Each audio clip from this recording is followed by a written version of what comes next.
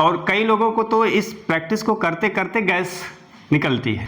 आप सभी योग प्रेमी साथियों को नमस्ते।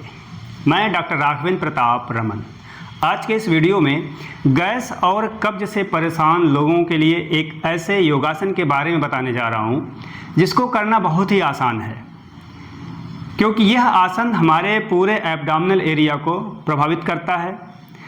एक बहुत हल्का और अच्छा मैकेनिकल कंप्रेशन डाल के हमारे एब्डोमिनल एरिया पे गैस में लाभ पहुंचाता है।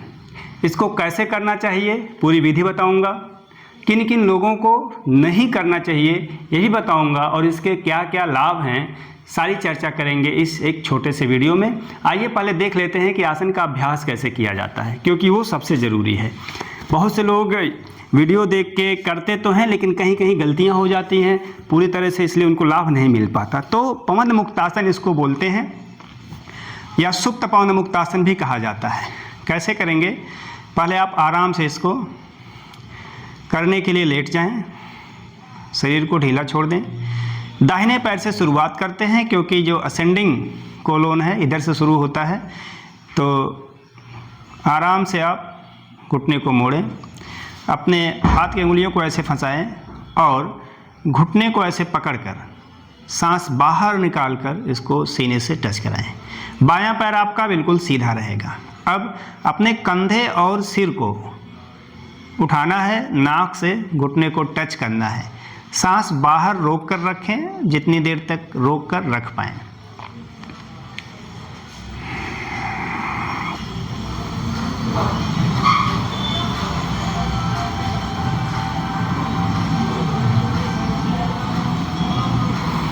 धीरे धीरे वापस आना है सांस भरते हुए। 5 सेकेंड, 10 सेकेंड, 15 सेकेंड, जितनी देर तक रुक पाए। सांस बाहर निकाल के रुकिए। अब ऐसे ही फिर सांस बाहर निकालिए। इस बार बाएं पैर को घुटने से मोड़िए, सांस बाहर निकाल दिए हैं आप, और जितनी देर तक सांस बाहर निकाल कर रह पाएँ 5-10 सेकेंड तक इधर से भी नाक को घुटने से टच करा के रुकिए।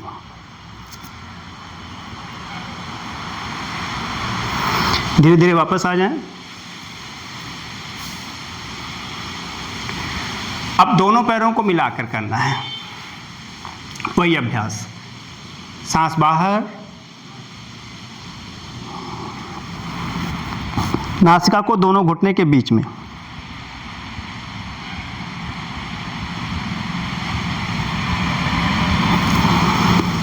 सांस भरते हुए वापस आ जाएं। ठीक है। शुरू में हो सकता है आप नाक को घुटने से टच ना करा पाएँ, हो सकता है शुरू में आपका ऐसे रहे, तो ऐसा ही कर लीजिएगा, कोई दिक्कत नहीं है। ये भी आपको उतना ही लाभ पहुंचाएगा। धीरे धीरे आप इसको ऐसे कर लेंगे। तो ये पवन मुक्तासन है। इसको 3 बार दाहिने पैर की तरफ से, 3 बार बाएं पैर की तरफ से करना है, और फिर 3 बार दोनों तरफ से। 3-3 बार शुरुआत में मैं कह रहा हूँ। इसको आप अधिक भी कर सकते हैं। ठीक है। अब क्या करना है आपको, अब समझ लीजिए इसको करते समय सावधानी क्या है, किसको नहीं करना है पहले ये जान लीजिए।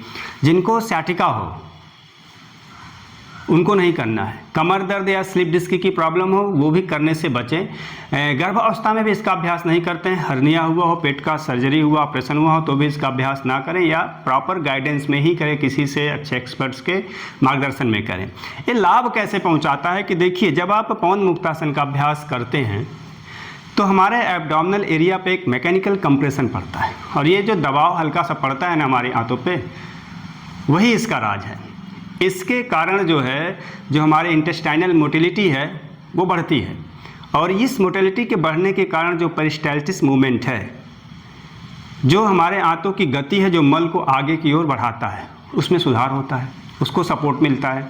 तो जो मल रुका हुआ है, जिसकी वजह से सड़न के कारण गंध और गैस पैदा होती है और पेट हमारा फूला फूला सा प्रतीत होता है, उसमें लाभ मिलता है। इसलिए इसका अभ्यास बड़ा प्रभावी माना जाता है, और कई लोगों को तो इस प्रैक्टिस को करते करते गैस निकलती है।